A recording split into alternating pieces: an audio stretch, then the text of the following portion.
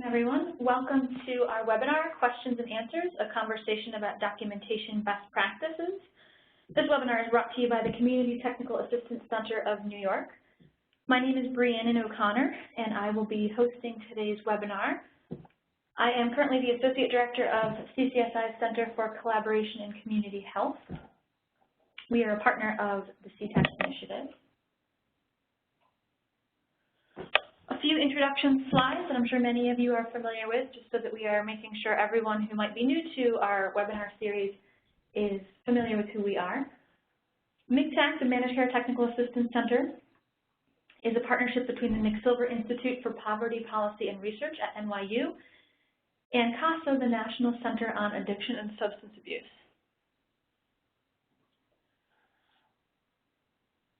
MCTAC and CTAC also have a lot of other partners, including CCSI, which, as I mentioned, is where I am coming from, as well as NIAPRS, ICL, and the IDEAS Center. For the purposes of this webinar series, and as much of the work as we're able to, we also have partners in managed care organizations from across New York State who are able to contribute to this webinar and provide their input and their insight. And so we're very grateful for their participation. And that's really one of the things that we think is a strength of this webinar series, or real value of this webinar series as a whole, is the collaboration that occurred between all of these different partners, managed care representatives, as well as individuals from across the state agencies. We really were able to tap into the expertise of current practitioners and supervisors, as well as current representatives from managed care organizations who are looking at some of the documentation and were able to provide us their inside information. And we really geared this presentation towards all types of services. So this is really the foundation of best practices for documentation across services, agencies, affiliations, that really should serve as that basic foundation for everyone.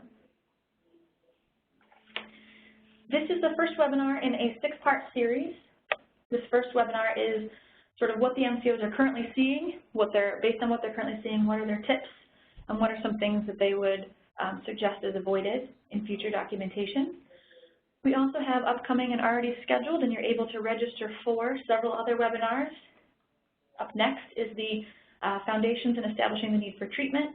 We also have treatment plans, the progress note, and how to support all this high-quality documentation as a supervisor as our content webinars. Our last webinar, which takes us all the way over into 2017, is an office hours format, which means any questions that we don't get to, any questions that come up that maybe you don't feel comfortable asking or that come up after the live webinar if you're watching a recording, you are able to send those in to us via email or chat, and we will cover them in that open office hour. You can also bring new questions there. So really that's our catch-all for making sure that any of your questions that are asked, if we run out of time today, you email them in and there's not another webinar scheduled or something like that, that we really have time to answer all of your questions to the best of our ability. We are going to be asking you, as usual, for some brief feedback via surveys. Each webinar will have just a couple really quick questions at the beginning and the end to make sure that we're monitoring how well we're doing at getting across our main learning objectives. And you may also receive a survey at the very end of the whole webinar series to find out how this worked for you, whether or not this covered everything that you needed, what are the remaining questions that you do have. Just a reminder also that all of the slides and the recorded webinars will be posted shortly on the MCTAC CTAC website, so you will have access to those.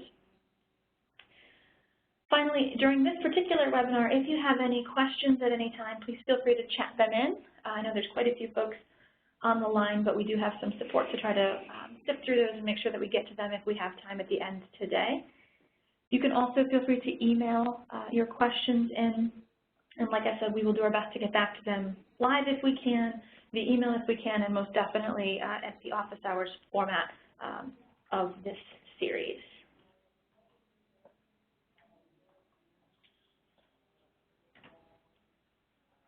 A couple of other points of business. So this series, as I mentioned, is meant to be the foundation of best practices and documentation across a broad array of services and affiliations.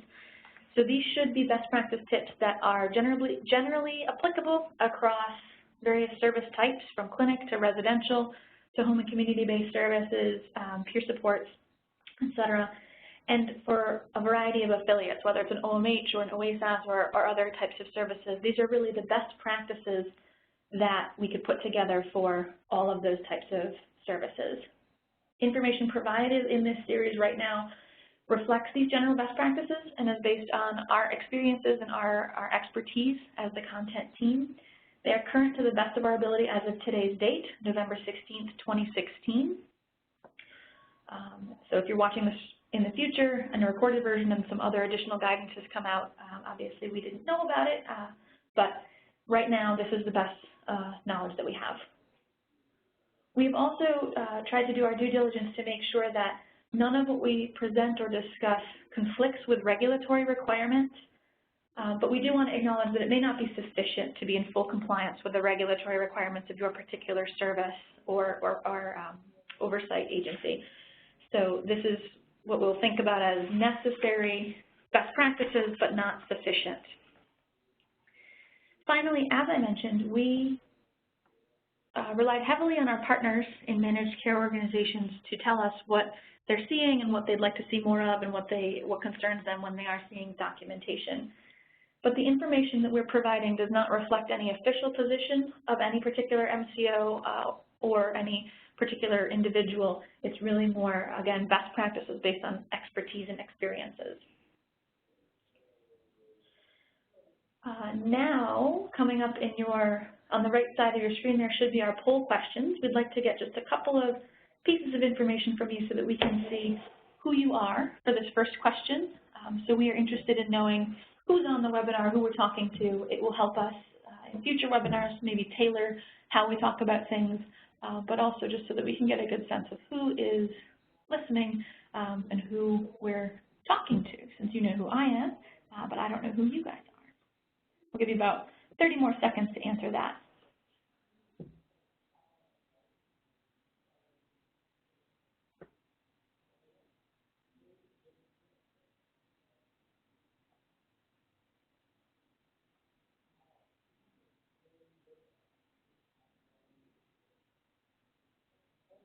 As you know, we do appreciate collecting all of this data so that we can better customize what we're offering for you later and what we think might be of most help to you. So we do appreciate you taking a couple of minutes to engage with us here. About 5 more seconds if you want to answer this quick question about who you are, what your role is.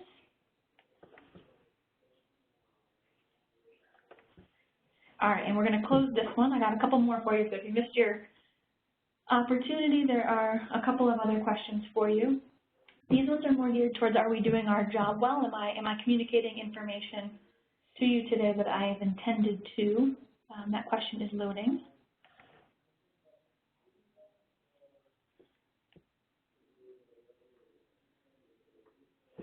You should now see our second question, really trying to get a sense for where you're at right now in terms of your understanding of what managed care companies and other payers are looking for when it comes to clinical documentation and clinical outcomes. Again, we'll spend just 15, 20 seconds giving you a chance to answer this one.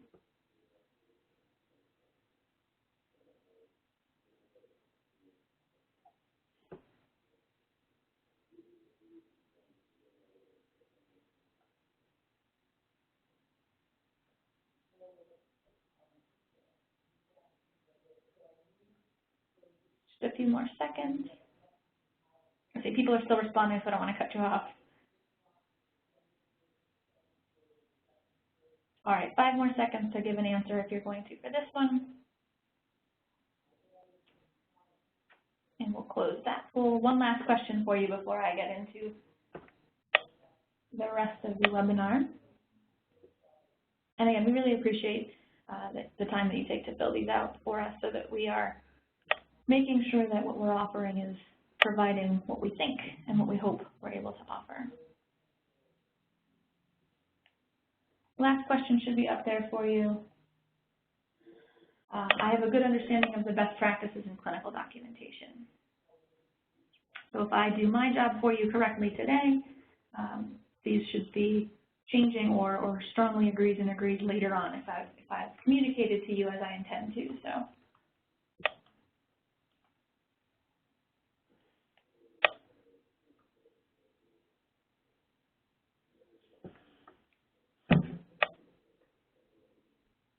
Again, another 10 seconds or so to give us an answer there if you haven't already.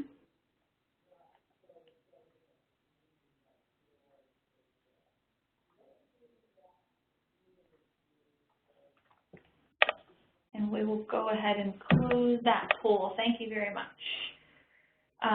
We'll ask similar questions at the end, but again, quick ones like that so that we can track our progress.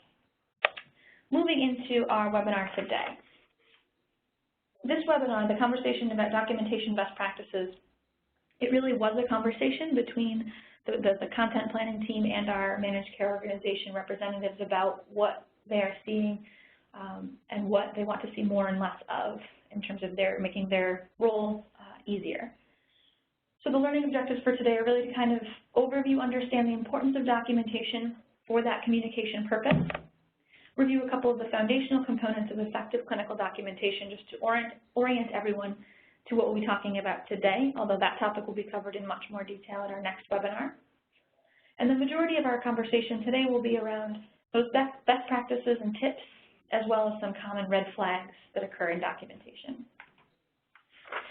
That can really be said a different way, and really, when MCOs review current documentation, what are the best practices they'd like to see more of? What are some red flags that concern them? We've heard from a lot of individuals that they really want to know what is it that MCOs are looking for, and this webinar is geared towards trying to answer those questions for you based on our previous conversations with them. Some of these concepts may seem overly simple or obvious to some, but we had these conversations as recently as in the past week or so, and there's still issues that MCOs are bringing up, and so clearly there's still issues that some folks are struggling with or unclear about how to address. So while it may seem simple or like something that is part of your general practice, it's not something that's part of our general practice as a state or as a group of payers or group of providers, excuse me. On this slide, I just want to orient folks to what we're using as our language in this particular webinar and throughout this series. Clinical documentation or clinical record here is really referring to that written account of how the member's needs were met by the service provider. So it refers to that written documentation. In this series, in this webinar, because it's a conversation about the MCOs and what they're looking for, the language that we'll be using is provider to refer to the individual providing services, and member to refer to the individual receiving services. Those are synonymous with a lot of other terminologies that folks use. Provider could mean therapist, peer, family support person, frontline staff, clinician, et cetera. There's a lot of different terminologies depending on your role in your service, but today we're going to use provider. Same thing is true for member. People would prefer that possibly to be client or patient or participant or individual, but today we're going to refer to providers and members.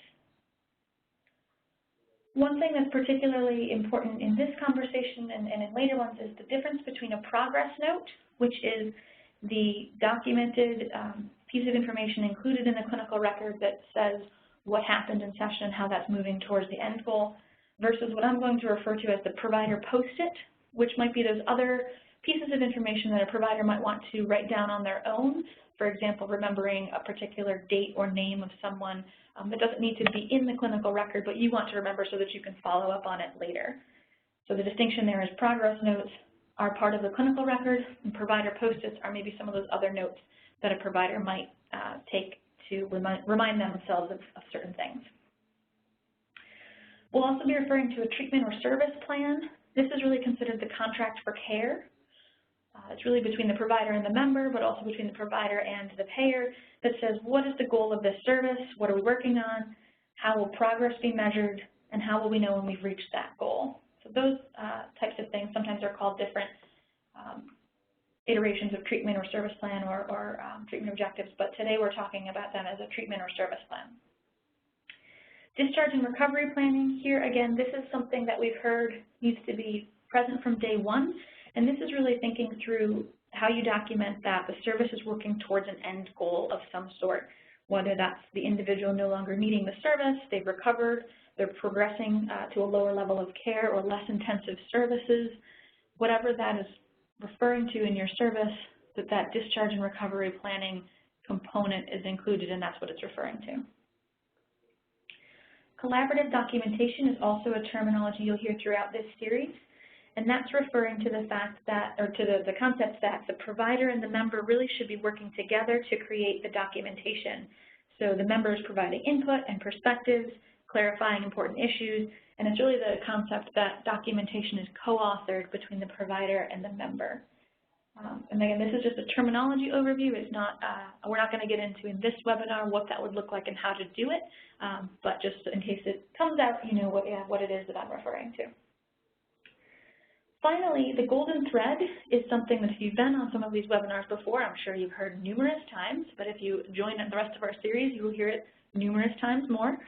The golden thread is really a good image to think about how the documentation fits together, that there's a clear link or path between all of the documentation from the initial referral or diagnosis or presenting problem to how the treatment plan is described, what the steps are going to be, how we're monitoring progress, what's happening in sessions, what the intervention is, the discharge summary, et cetera. So there's a clear path that A leads to B, leads to C, leads to D, et cetera. So that's what we mean when we refer to the golden thread.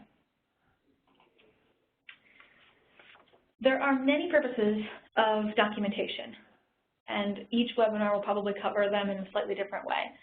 Today, because we are referring specifically to what MCOs are looking for, we're thinking about documentation serving the purpose of communication, particularly with the payer. In that documentation identifies the service being provided, how it ties to those treatment objectives and goals in the treatment plan like we just talked about, how it describes progress and barriers in the road to discharge and recovery. It's also a piece of communication that is required for things like authorization and payment. Documentation can also be thought of as keeping a record of all of the good work that the provider and the member are doing, and really having that ability to show that you as a provider have a relationship with the member that is a necessary, productive, and measurable one. And it's important to remember that nobody knows the member like you do when you're using this documentation to communicate up to a payer, for example, but also that no one can read your mind. And so thinking about documentation communicating what it is that you know and what it is that you do is really important. And the question there to think about is, what is the documentation that helps communicate to others reading it that this person should continue in services with this provider? Documentation also serves as a living record. So it shows that history and the progress and the challenges that have been addressed and overcome or that are still being addressed. But it's important to also remember that the clinical documentation, again, distinct from your provider post-its, but your clinical documentation can be shared. So the member can request a copy of their documentation. Documentation can be subpoenaed.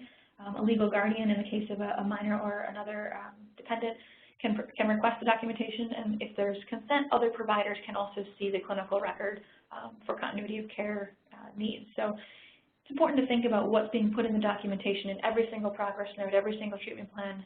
It's possible that, and likely in many cases, that it will be shared with others. As I already mentioned, this is separate from those provider post-it type pieces of information you might track down. That might have your opinions, private aspects of the member's life that aren't appropriate for including in the clinical record, details you want to remember for future work. Again, things that don't belong in that clinical record that can be shared, but maybe you need to remember, a particular date of importance for the individual so that you can follow up on it. Again, the name of someone they're dating that you want to remember so that you are demonstrating that you are hearing them and are invested in their lives, but that don't really belong in the clinical record.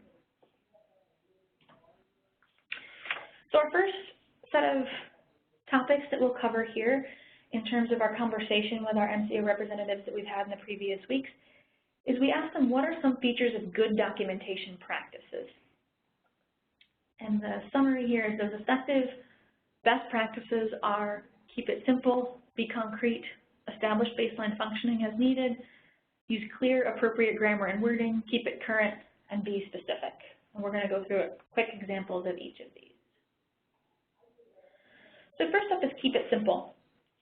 And this is one that where they're really referring to those long, detailed descriptions about what happened in the individual's life and why that's important and what that means for today and this treatment. Those kind of details are really not usually necessary, and they're overly time-consuming for you as a provider, as well as for the person reading that information, trying to decide on the authorization and the appropriateness of the treatment. So instead, the suggestion is to focus on highlights that are relevant to the treatment plan as described. So any information that clearly communicates progress being made, identifies that particular barrier that's being worked on or a particular area of strength that's being maximized, modifies a treatment objective. Obviously, things happen that might change the initial treatment plan, and you want to clarify how that occurs. Those highlights are relevant and need to be included, but really the details are often unnecessary.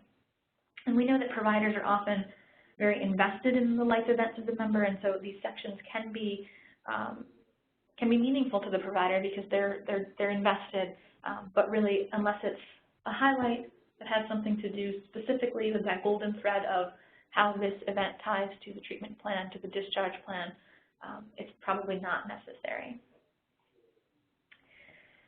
As an example, so the first example here is perhaps the not keep it simple, the don't, for lack of a better phrase, would be a long description. Jaden came to her appointment flustered and stressed and said she's been all over the place this week. She stated that her ex has been calling her nonstop to talk about their daughter and that her daughter isn't speaking to her right now because she took away her cell phone for sending dirty texts to her boyfriend. Jaden also mentioned that she hasn't had any luck with the temp agency she's been in contact with and feels like she's never going to work again, so she really needs her ex to not fight her on child support just because he doesn't agree with how she wants to discipline their daughter. And I'll take a deep breath because that's a lot of content, and it just sounds like an overwhelming amount. And while it does get across the perspective that this member seems like they've had a lot going on, it's a lot of details that aren't as necessary for the clinical record. An alternative would be the second bullet point there, which would be keeping it much more simple and relevant to what we're working on. So Jaden arrived at her appointment 8 minutes late. She stated that she's experienced several stressors recently that have exacerbated her anxiety symptoms. That ties much more clearly to what we're working on, which in this case would be her anxiety symptoms and her time management perhaps. And so without all those details, you get across that there's been some stressors this week, and that's how they tie to our treatment plan. That's not to say that if some of those things in the first example aren't, if they are part of what you're working on, the treatment plan, perhaps it's communication skills with her ex-partner, that you wouldn't necessarily want to include those. You would if it's relevant to your treatment plan. But again, it's getting at the fact that that long, drawn-out description is probably not necessary in most cases. The next tip or best practice is to be concrete. And here's really thinking about describing what is being observed and what was stated. In the example, the client became aggressive can mean many things to many people. That could mean shouting, it could mean pushing furniture over, it could mean throwing something. It's not clear what that means in this context to this person either writing it or reading it. However, the example, client became aggressive, pushing papers onto the floor and slamming his fist into the desk, everyone is picturing the same type of behavior, and so it's really, really clear what it is that was observed in session. So for being concrete, things to think about are what does this mean, what does this look like?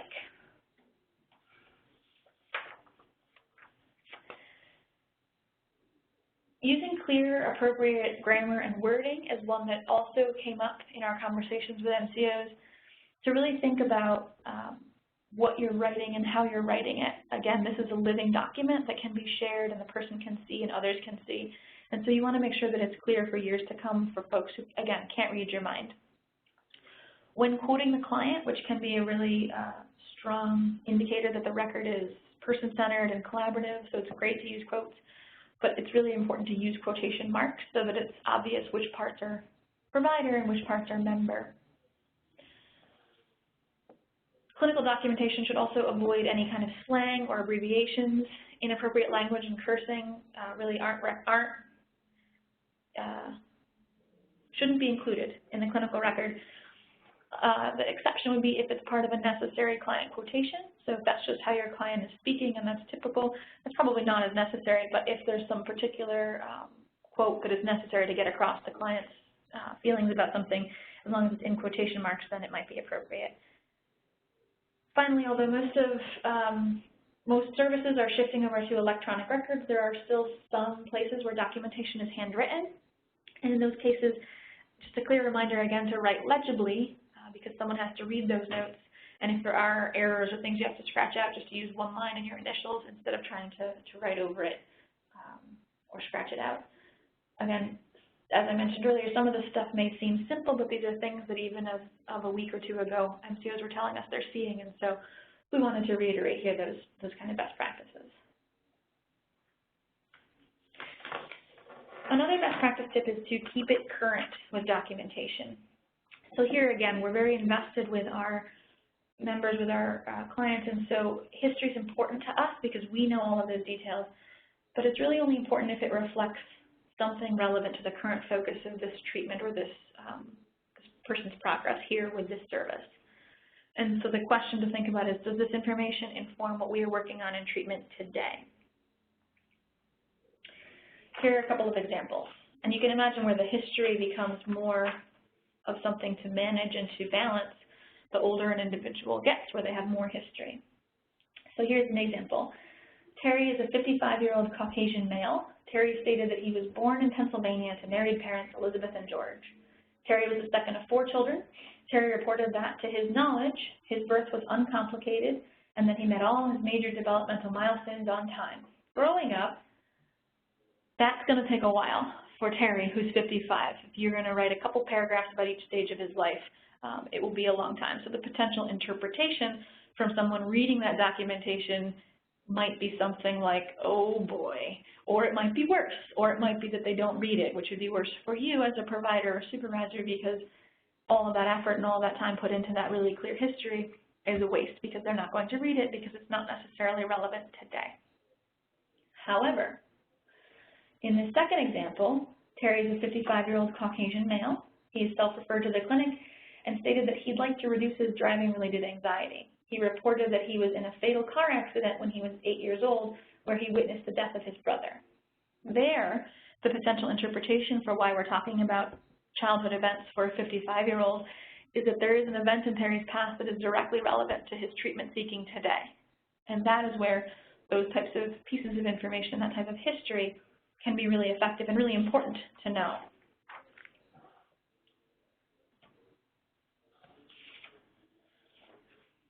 It's also critical to be specific in documentation and really discuss how this service will meet the member's individualized needs and goals. Our example here is that Peter's mother reports that Peter has been expelled from school and his probation officer is concerned about how much time he spends unsupervised. She stated that she is at wit's end about how to help him and is too stressed to figure out what to do next. Peter's mother would benefit from the support provided in this service. That's fairly descriptive about Peter and his mother, but it doesn't tell the person reading it why this service is important. So the interpretation of that documentation is, yeah, Peter's mother needs support from some service or services, but it doesn't tell me that your service is the one that she needs for this particular reason. So it's important to really think about what is unique about this service for this member at this time. A lot of members are receiving multiple services, and so differentiating this service from others they might be receiving or others that they might need, or the need in general for more supportive services is critical to MCO's reading of why they should authorize this level of care with this particular service.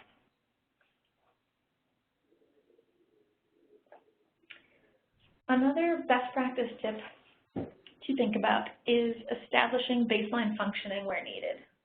So here what we're referring to is that people are individual, and so across the board, this particular symptom X as a problem is not necessarily the case.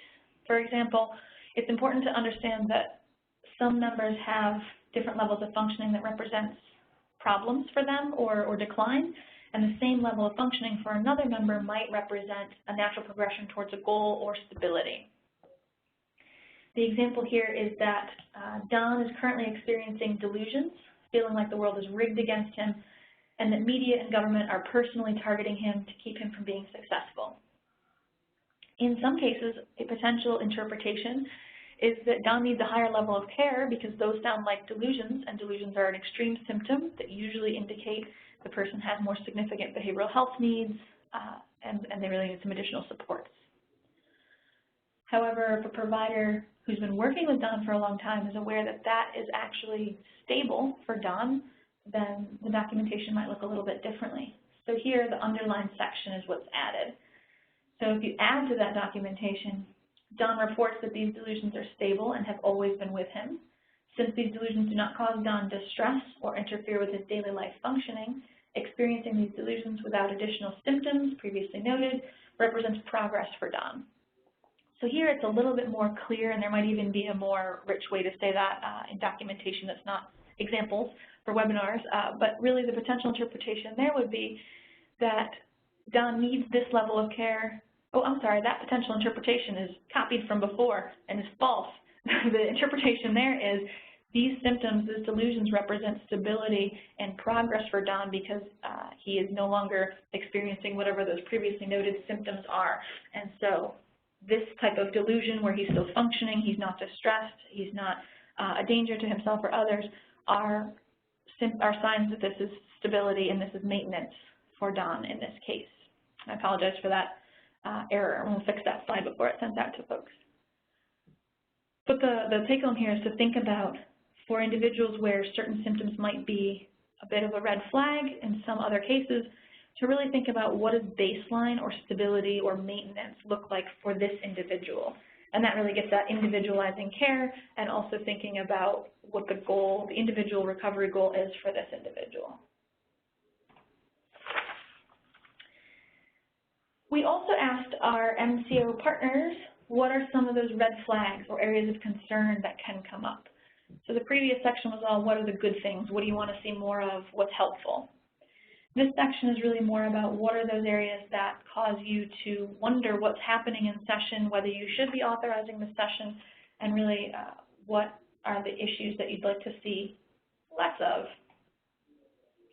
And these common red flags include cookie cutter documentation, something like a copy and paste kind of issue, any documentation in the clinical record that has negative provider opinions or language about the member or about the member's life, private details that are really not relevant to the treatment goals, and again, that golden thread concept when the treatment plans don't tie clearly to the progress notes. And we have a couple of examples of each of these as well. So first up, documentation is cookie cutter. I know there's a lot on this slide, but it's so that we could have some rich examples to discuss. Here's something to avoid is this cookie cutter approach. And this is something that I know as a provider is challenging because the time spent to document is time spent not with a member, not with a patient. And so documentation is easier when it's kind of standardized. However, treatment needs to be individualized. And so therefore, documentation that clearly isn't individualized raises some concerns that treatment might not have been either. For example, you have 3 sessions for Janet, sessions 3, 4, and 5, and those notes say that Janet attended an employment support service session today on this date. We reviewed her resume and discussed how to begin a job search. And if you did that on October 11th and then on October 18th, you also reviewed her resume and discussed how to begin a job search. And then on session 5, Joshua was late for his appointment today. During session, we role-played interview questions he had prepared. Now, we'll skip that last bullet and come back to it. It doesn't look like treatment's individualized because what happened on October 25th on that session 5? Did Janet even receive any of those services? Was it a copy-paste error and Janet was there, but the copy from somebody else's record confused it, or was she even there? It's hard to say.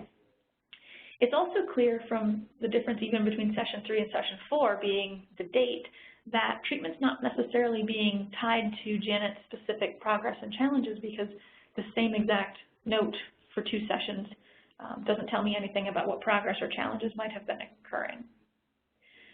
Finally, the last check mark there is another kind of cookie cutter challenge. So if all 5 of this provider's clients on session 3, their notes all read the same, in the same pattern, that raises some serious concerns. That treatment is not individualized to the person, again, to their unique goals and progresses and challenges. And that's, again, a common, an unfortunately common practice where when you're doing the same thing with several clients, it's easier and faster in your documentation to copy-paste. But it is really a red flag for managed care organizations and others reading your documentation, particularly if you think about it. The copy-paste that we're looking at here is really, really obvious. Might not be as obvious to a supervisor or to a provider because they're not looking at one person's record over a long period of time, but when audits or chart reviews are occurring, they are reading through the notes chronologically one after another, and so these types of errors become quite glaring.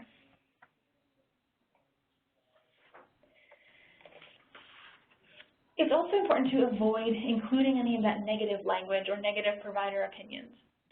Here some examples are saying things like, she's never going to change, or he's a complete mess. And instead of saying those things, which might be a natural reaction of a provider in the clinical record where you're held to a higher standard of what's relevant to this case, there are some alternatives. So instead of she's never going to change, it might be more appropriate to say she's exhibiting a similar pattern of behavior as in previous similar situations. It gets across that this is a recurrent problem, but isn't as offensive to someone potentially reading it, perhaps the member themselves, as she's never going to change. He's a complete mess. Likewise, can be alternatively stated as many aspects of his life are causing him distress at this time. That also provides a more actionable piece of information that he's got a lot of distress, so there's obviously some coping that needs to occur or some additional supports that he might need, as opposed to he's a complete mess where there's nothing really to be done about that.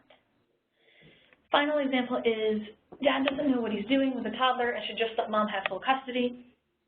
Generally, provider opinions such as that should be left out of the record. In particular, things around custody can be very difficult because if the records are subpoenaed before a custody hearing, that casual opinion of the provider, especially if it's unsubstantiated, is very inappropriate for the clinical record. It's important to think about the fact that, again, as I mentioned earlier, members can request their records and can request, so they can request to see all of your notes and all of their, everything that's been documented for them, and therefore that could really end up hurting the member or delaying their progress in treatment, preventing them from achieving their goals if they see that their provider is writing things like this about them. Questions to ask yourself as a provider or as a supervisor are, how would the member or the member's family feel if they read this? Is this information critical to our work together? And for some of these, if I feel this way, how is it impacting my work with this person? Because certainly if you're thinking some of these negative things, that they are having an impact on how you interact with that individual. Linking this golden thread between the treatment or service plan and the progress notes is really critical, because when they don't tie together, and it's hard to see that link, it raises a red flag for people reading the documentation, and it should also for providers and supervisors. Oftentimes, the treatment or service plan might be seen as maybe an obligatory first step to say, yes, we're going to work on these things so that treatment can get initially authorized, sort of like a checkbox, just to make sure you're meeting your regulations. And then progress notes are really the work that we're really doing. You know, yes, we said that in the treatment plan, but here's what we're actually going to do with this person now that I know them better. This is quite a problem, again, from the perspective of someone reading through your information, and it can occur in a couple ways. So it could be that what's happening with the member is not what you originally thought you'd be working on, and that's fair, and that happens often, I think, that someone will come in, will write a treatment plan, and then, you know, a month into service, we realize that that wasn't quite refined enough and we need to change those targets a little bit because of X, Y, Z that we didn't know about at the intake. And that's okay. But what needs to happen is that that treatment or service plan needs to be revised to reflect what you're actually working on. Another common occurrence is that treatment has somehow gotten off track. Maybe the crisis of the week is taking over. And those are situations where supervision can be really critical, or consultation with your peers can be really critical to really help refocus on what the treatment plan is, to really help set an agenda to avoid that crisis of the week, and really offer, get yourself some additional support on how to work with these issues, which we know are incredibly common, to make sure that you're making progress in treatment for the sake of the member.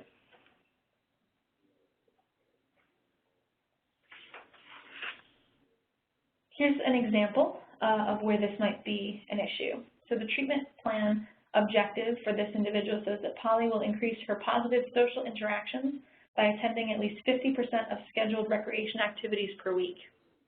That's the treatment plan that was written when she came into our care. One of the progress notes a couple months later maybe says that Polly noted that she's been feeling very anxious this week, thinking about an upcoming visit with her family. We reviewed skills in her relaxation toolbox that have helped her in the past to reduce her anxiety, including deep breathing and meditation. In session, Polly successfully demonstrated her deep breathing and agreed to resume practicing for 5 minutes per day. That sounds like a good session. You got a lot covered, you reviewed her skills, you had her practice. Unfortunately, her treatment plan objective is to increase her positive social interactions, and what you worked on today was deep breathing and meditation, and there's no link whatsoever in these two pieces of information. And so that's a challenge, and that tells the person reading it that something doesn't add up here quite right.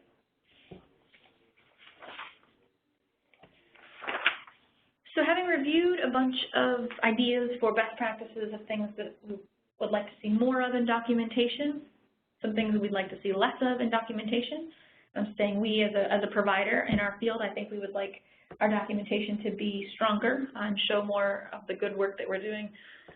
Another common question we get is, what happens if my documentation doesn't stack up? What happens if these things aren't, the good best practices aren't in my documentation, and I do have some of those red flags? And the short answer is that there are consequences to having inadequate documentation. For you as a provider or provider agency, the consequences are more time on your part. So if there's insufficient information provided or conflicting information, then when you call the MCO to get the authorization or the reauthorization, a decision about the case can't be made. You might have to go and get more information. It will delay the authorization process.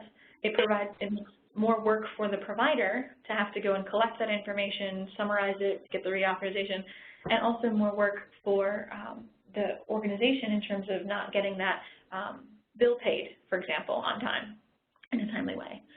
There are also consequences for the member. Here again, if the progress isn't being carefully monitored towards those specific goals that are individualized to the person, it's hard to evaluate whether or not treatment is working for this individual. And again, similar to the consequences for the provider, if the services aren't authorized for the individual member because the documentation is lacking, now that person can't get the services that you know that they desperately need, but your documentation maybe wasn't as clear as it needed to be to show that. Our last big question for the day is, what do we do with this information? So obviously this is a lot of tips and strategies for you, but behavior change can take a lot of time. And so we want to really think about what can supervisors do today to help support more effective documentation. Our last webinar of our series in January, I believe, is an entire session devoted to this and what strategies and what tips we have for supervisors or others in a peer consultation role to support effective documentation. But today, from these takeaways that we just talked about today, from the content we talked about today, what are some takeaways? So as a supervisor or as a provider of your own notes, if you're someone who's motivated to make some changes on their own, this could say my takeaways instead of supervisor. Really read through the content. Check and see that the grammar and the readability are appropriate, that there aren't any of those copy-paste errors or typos, things like that. And if there are issues or if it doesn't clarify what's happening, it's not that readable, send it back for revisions. And I know that takes more time, and time is something that is desperately needed more of in these types of settings. But if it's just approved every time and without kind of that checks and balances, that's when we kind of tend to get a little bit less vigilant in what we're doing and what we're providing. A supervisor can also ask questions, or a peer consultant can also ask questions. So ask the provider just to describe how what you're doing in session maps onto the treatment plan. If that's not really easy to do in a couple of sentences. It's not clear. Maybe the crisis of the week is taking over, so I can't do it today because of this. Or maybe they don't even recall what's on the treatment plan. That strongly indicates that it's time to sit with that treatment plan and the provider and really refocus treatment or revise the treatment plan. All of this stuff can be a lot of change and can really be, should really be an open dialogue about what are the provider's specific strengths and challenges to doing some of these things. We know our providers are incredibly busy, and so it's important to think about this as a dialogue and not an evaluative process, but something that is more an ongoing professional development approach.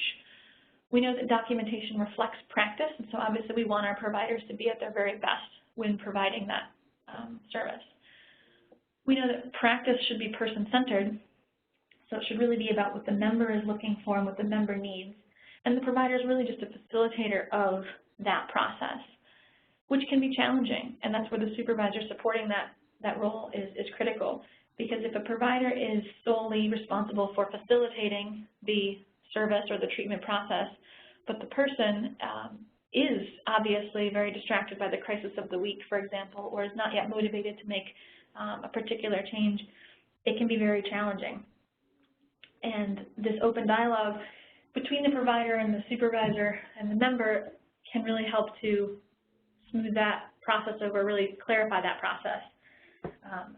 You might hear this again later in the series because I think it's a great example, but you know, you can lead a horse to water, but you can't make him drink. But you can ask, how refreshing does that water look? How thirsty are you right now? And you can really refocus the issue to where the provider can really facilitate that process in a more supported way.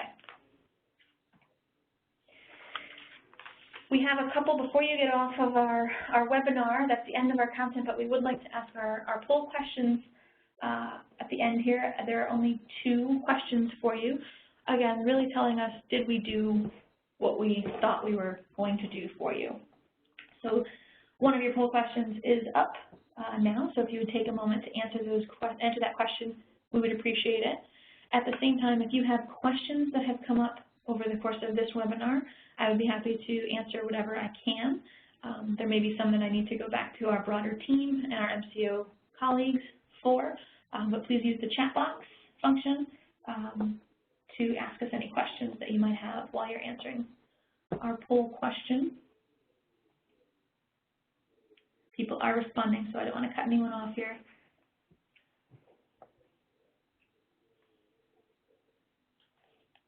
I will also, while that poll is going on, make a mention that our next webinar is going to be on November 30th, also from 12 to 1, and that webinar will cover in more detail the foundations of documentation, the specific foundational elements, and also establishing the need for treatment and how those 2 things go together. That webinar will be hosted by several of our partners, Dave Eckert, Daniela Labatt, and Naomi Weinstein. And we will close this first poll in just a couple seconds. Go ahead, we'll close it. And then we have one last question for you before you leave. And again, another plug, if you have any questions for us, please chat them over. While you're answering this last question, I will take a look and see if there are any questions that I can answer at this time. And that last poll question should be live for you right now, so feel free to answer that one for us.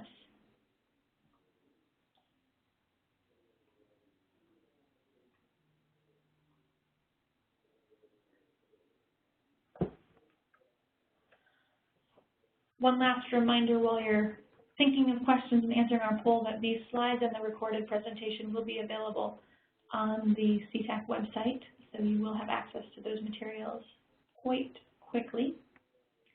If you have any additional questions after this webinar, please feel free to email the CTAC email inbox, and we'll get to those questions either via email for you if we can, or at the office hours session, which is our session 6 over in February.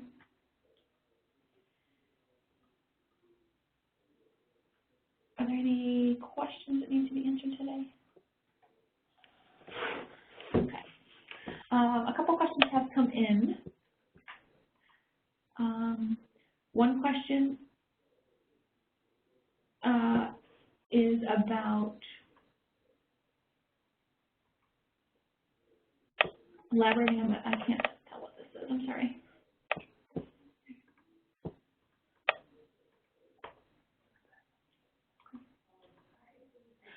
So one of the questions that seems to be coming up in terms of a couple different folks have asked the difference between those provider post-its that I mentioned, which are the kind of the unofficial record of what you might need to track, versus your official progress note or official clinical documentation. And it is a tricky balance, as you might know, that anything that's entered, for example, into your EMR is part of the clinical record.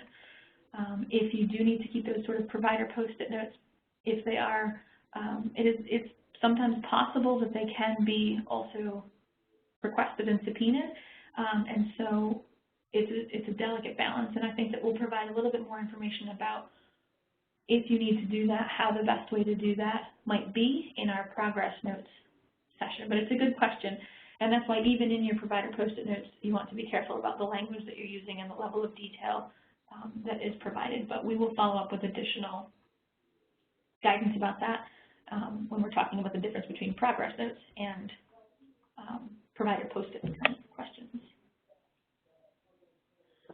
Another question about timeliness of completing progress notes or making revisions, and those we intentionally didn't get into those in this series because those might differ across different services and different agencies.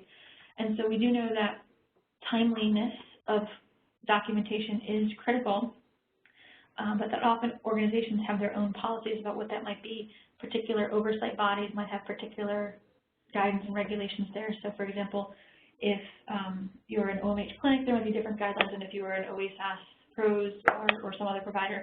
So we intentionally didn't provide those, but we do recommend that you talk to your organization about what their expectations are and what the other regulations for your particular service might be.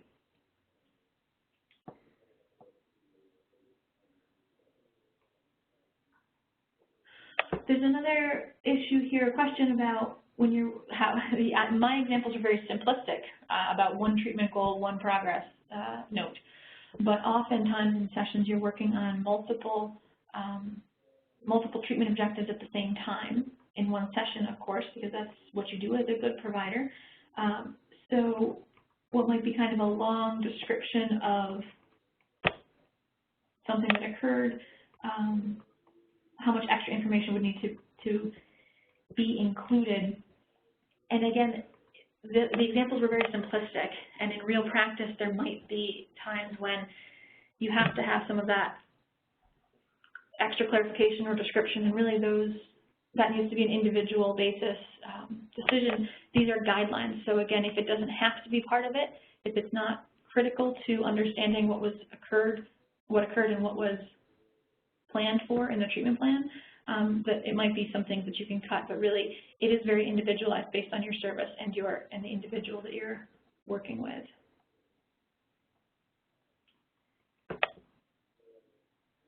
There are a few other questions, but I'm also mindful of the fact that it is 12:59, and so unfortunately that's all that we'll be able to take today. However, we will be sure to answer these questions in future webinars where possible. So again, a lot of this might also be covered in our Foundations webinar, which is our next webinar on November 30th, and either through the FAQs on the CTAC website, at the office hours session.